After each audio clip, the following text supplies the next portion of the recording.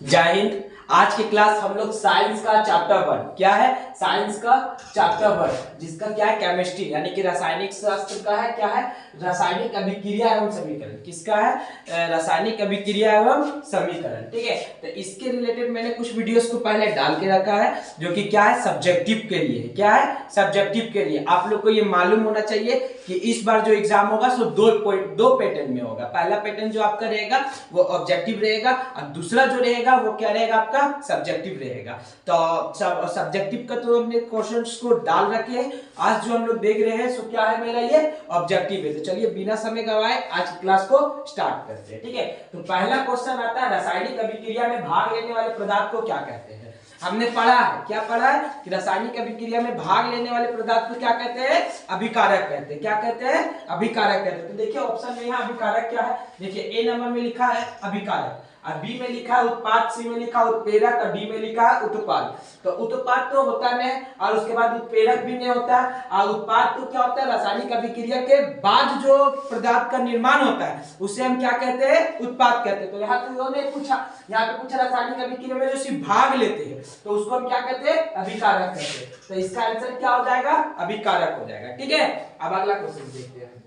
क्या बोलता है, रासायनिक अभिक्रिया के फलस्वरूप बनने वाले पदार्थ को क्या कहते हैं। देखिए अभी आप क्वेश्चन अभिकारक में आ गया, इसका भी आंसर क्या आ गया कि रासायनिक अभिक्रिया के बाद जो पदार्थ बनता है उसको हम लोग क्या कहते हैं। तो उसको हम लोग स्पष्ट क्या कहते हैं, उत्पाद कहते हैं। तो इसका आंसर क्या हो जाएगा, उत्पाद। जो रासायनिक अभिक्रिया के फल स्वरूप बाद, जो रासायनिक अभिक्रिया के बाद जो पदार्थ बनता है उसे क्या कहते हैं, उत्पाद कहते हैं। कोई दिक्कत, चलिए ठीक है।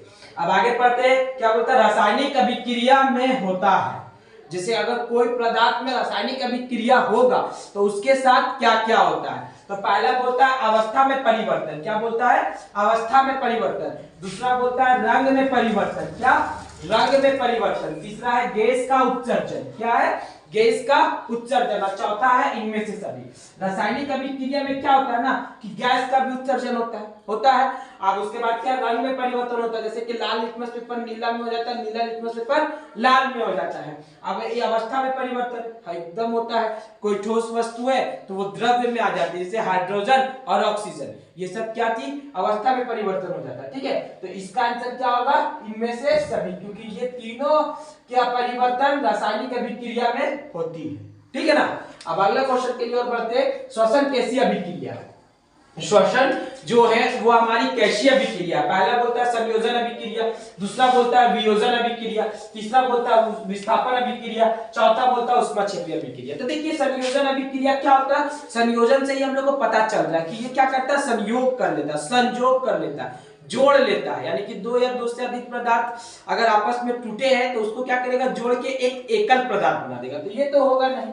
ठीक है, अब उसके बाद क्या बोलता है, वियोजन अभिक्रिया। वियोजन मतलब क्या होता है, वियोजन हो जाता है, सारे पदार्थ टूट जाते हैं, कोई एकल पदार्थ को तोड़ के अनेक पदार्थ में परिवर्तित कर देते हैं। ठीक है, विस्थापन अभिक्रिया से तो हम लोग को पता चल रहा है क्या होता है कि विस्थापन अभिक्रिया, किसी भी पदार्थ का क्या होता है, विस्थापन हो जाता है। तो यहाँ पे क्या हो जाएगा, ऊष्माक्षेपी। इसका आंसर क्या होगा, ऊष्माक्षेपी। क्यों, क्योंकि श्वसन क्या है, ऊष्माक्षेपी अभिक्रिया। इसमें क्या होता है, ऊष्मा का क्षेपण हो जाता है। ठीक है, श्वसन कैसी अभिक्रिया है, ऊष्माक्षेपी अभिक्रिया। अब अगला क्वेश्चन की ओर चलते हैं। शरीर में भोजन का पाचन किस प्रकार की अभिक्रिया, यानी कि हमारे जो शरीर में है वो भोजन का जो पाचन होता है वो किस प्रकार की अभिक्रिया है। तो वो किस प्रकार की अभिक्रिया, संयोजन में है, अपचयन ये भी नहीं है, अब विस्थापन नहीं, इसका क्या हो जाएगा, वियोजन अभिक्रिया।